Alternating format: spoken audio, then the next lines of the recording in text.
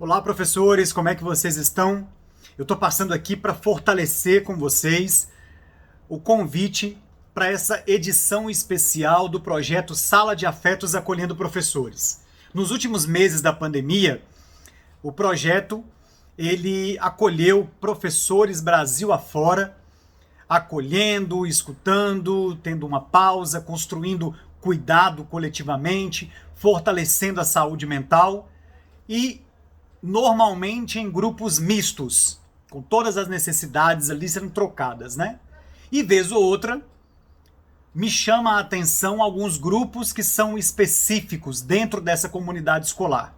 E aí, a edição especial, que vem agora na próxima semana, aqui no Lugar do Sentir, nesse formato de rodas de conversa, ele vai ter a ideia de conversar sobre algumas necessidades de grupos mais específicos. Por exemplo, os professores readaptados. E aí, se você conhece professores readaptados, colegas, amigos, familiares, pessoas próximas que tenham o interesse de participar dessa roda de conversa, eu ainda tenho algumas vagas aqui para esse momento de pausa, de troca, de cuidado, de se sentir acolhido e trazer um pouco da sua experiência com outros professores também readaptados Brasil afora. E aí eu percebo, né, e tenho sentido a necessidade de ter esses grupos mais específicos, porque obviamente eles vão trazer necessidades também específicas e que requerem um pouco mais de atenção. Os professores, né, readaptados, eles vão ter aí, né, na sua história, uma interrupção em algum momento da sua trajetória ali, né, porque eles têm um afastamento ou da sala de aula ou da escola, da instituição, por questões de saúde, seja física ou emocional. Então, desde inflamação, né, e calos vocais, pela questão do trabalho, né, pela repetição e pela exaustão, às vezes, né, que a profissão vai exigindo, precisa aí de um afastamento para cuidar, para hidratar, para fazer exercícios, para procurar uma ajuda de um profissional qualificado da fonoaudiologia.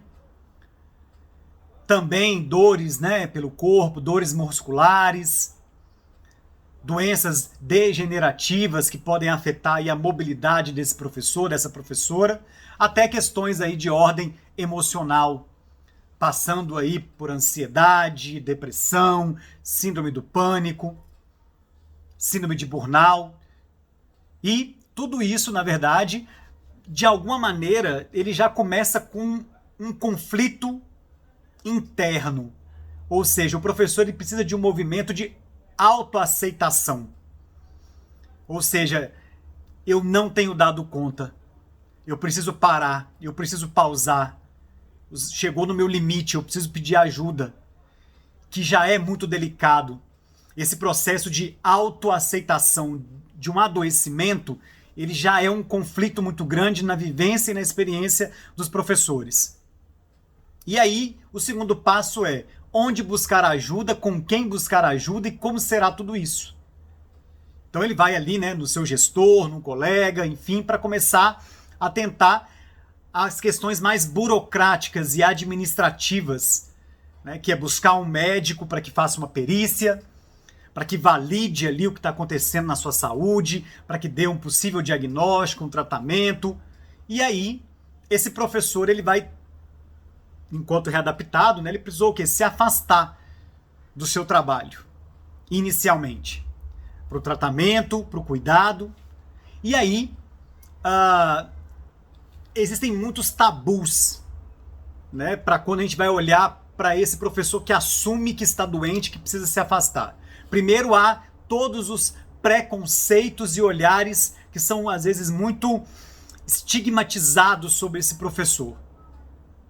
E aí, já não bastar o processo, né? E aí ele sai, né? Ele é afastado, ele recebe ali a sua perícia, ele vai ser afastado, comunica isso de alguma maneira. E nesse processo que ele vai ficar, né, fora da sala de aula, ou afastado da instituição, muitos relatos de professores é que eles permanecem não sendo acolhidos, né? Ou seja, as pessoas não buscam saber como é que eles estão, como que está o processo, isso na maioria das vezes. E aí quando ele retorna para a escola, ele não vai voltar para o seu fazer, para a sala de aula. E aí outras funções são atribuídas.